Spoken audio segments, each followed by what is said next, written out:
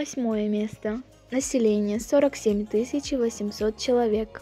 Период развития экономики и культуры Исфары связан с вхождением ее в состав государства шейбанидов. Исфара в конце 19 и в начале 20 века получила новый стимул развития, становясь крупным районом сельскохозяйственного производства Туркестанского края. В Таджикскую ССР Исфара вошла в составе Хадженского округа в октябре 1929 года.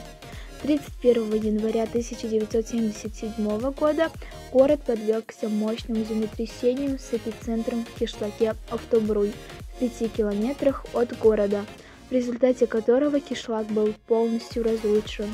Восстановлен летом 1977 года частями стройбата советской армии. На данный момент экономика города развивается стремительными темпами. Это, в свою очередь, поднимает уровень жизни населения.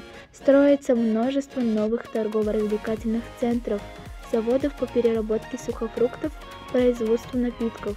В Исфаре действуют предприятия различных отраслей промышленности – химической, металлургической, строительных материалов и пищевых продуктов.